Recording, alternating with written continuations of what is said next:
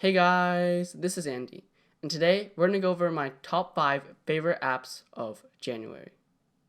Now, the first app on my list is an app called YouTube Vanced.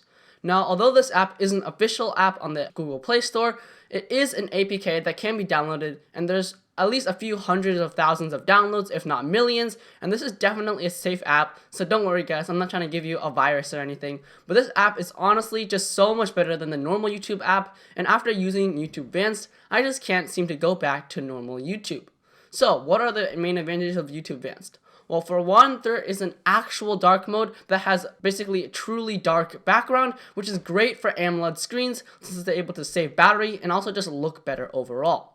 And furthermore, on top of that, there's actually a picture-in-picture mode that actually works. Now, with a normal YouTube app, if you're trying to use gestures, then oftentimes the YouTube, when you try to go home and then have a picture-in-picture, it doesn't actually work and doesn't show up. However, with the YouTube Vanced app, you're able to actually use this feature, and it is very helpful for people that actually, want to watch YouTube while doing something else at the same time. Another great feature that I love is that you're able to listen to the YouTube audio even when the app or your screen is off. Now, with a normal YouTube app, I'm pretty sure if you don't have YouTube Red or YouTube Premium, then once you close your phone, then the audio will automatically stop playing. However, with this app, even if you close your phone, you're still able to keep the audio going if you want. Now, there are actually multiple settings for this. For example, you only want the audio to play when your Bluetooth headphones are on, or if you just want this to happen all the time, or if you just don't want this to happen at all. But I think this is often very helpful when you're just watching a video or like a live stream, for example, where looking at the actual subject isn't that important, and all you really want to do is hear the audio. So I think that YouTube Vanced is honestly just a really helpful app. Also, one more feature that's pretty important. There's also no more ads anymore. So on normal YouTube, there's lots of ads like throughout the video. However, with YouTube Vanced, you get rid of all those ads, which is pretty nice. Now, the second app that I'm going to talk about is an app called Today Weather. Now, this is honestly my favorite weather app because of its minimal design and everything that you can see, everything that you want to see right when you open the app. Now, when you open the app, you first see the current weather, and you scroll down a bit, and you're able to see basically a graph of the next 7 days. And on top of this, you can see things such as wind speed, precipitation, and also the pollen count, which is especially going to be helpful as we move into the spring. So this app overall has a really nice looking dark mode with truly dark pixels to save battery on your AMOLED screens. And not only that, but it just looks really great and has very helpful information. Now, if you're like me, then use the free version of the app, then there are multiple sources that you can choose from for your weather. You can use, I think it's called weatherbit.io. You can use weather.gov, which is from the US government. And you can also, with a premium membership, can also use sources such as Dark Sky and also AccuWeather. So if you want to buy the premium version, then you're actually able to get that. You're also able to get ads removed from the app. However, I personally find that the ads actually aren't that annoying, so I'm fine with just keeping the free version as all the information is there, and the app overall still has relatively accurate weather.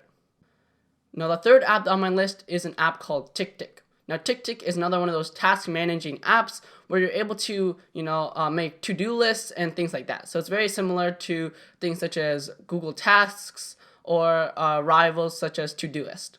However, what I really like about TickTick itself is its really nice, clean, and minimal design, and also the amount of features that it has. Before, I was using Google Tasks, which is great for just minimal lists, but honestly, you can't really do that much. However, with TickTick, you're able to, for example, set priorities of this is going to be the most important thing, so you should put this at the top. And then, so you can have high, medium, and low priority. And on top of that, you can set specific dates, specific times, and also when you want this something to reoccur. So you can have one specific task, for example, like drinking water, reoccur every 30 minutes. Or you can have, for example, like do your math homework, which reoccurs every single day. And you also have things that reoccur up until a certain point. And overall, there's just a lot of customizable features. On top of this, another feature that I really like that I haven't really found in any other timer is called a Pomodoro timer.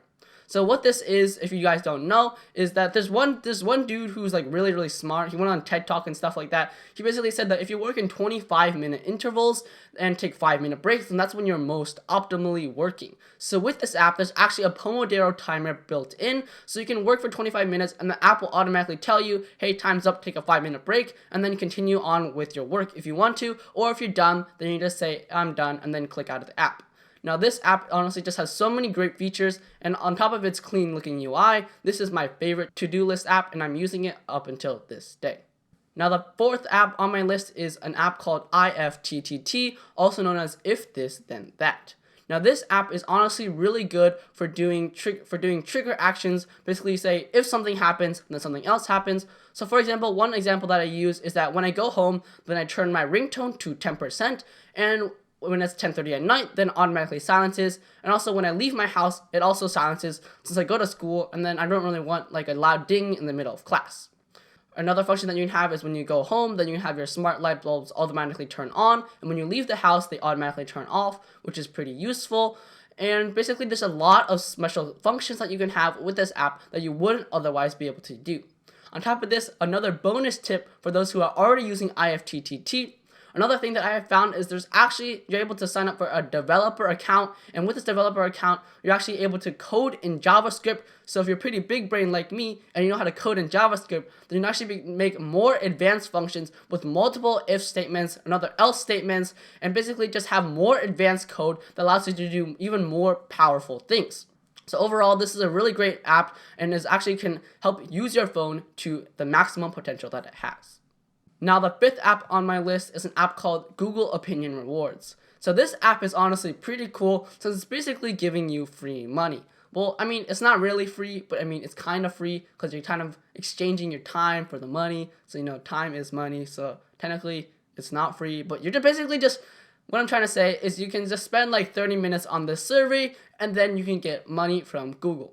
So basically, since you're already pretty much giving your information to Google anyways, at least now you're able to give your information to Google and get money back for it. So that's pretty nice. And basically these surveys just kind of, for example, you go on a website and then the Google Opinion Rewards, something will pop up and you can choose if you want to fill out a survey. And then the survey questions are like, hey, do you like basketball? And then you say, yes, kind of, not really. And then they ask you like 2 more questions after that. And sometimes they'll have an open-ended question at the end. And then once you do that like 1 minute or 2 minute survey, then you get a few cents out of it. So although, yes, you're not making like racks and racks of money, like thousands and thousands of dollars, you're able to get like a few cents here, a few cents there. And after using the app for like a few weeks now, I've already gotten $1, and it's only $1, but it's literally like I've spent 6 minutes on the app and gotten $1. So hey, you know, when you have some free time and a survey pops up, it's pretty nice to just be able to do a survey and get a little bit of money. And with this money, you can basically spend it on the Google Play Store, so you can buy it like audiobooks, you can buy movies, or you can buy paid apps,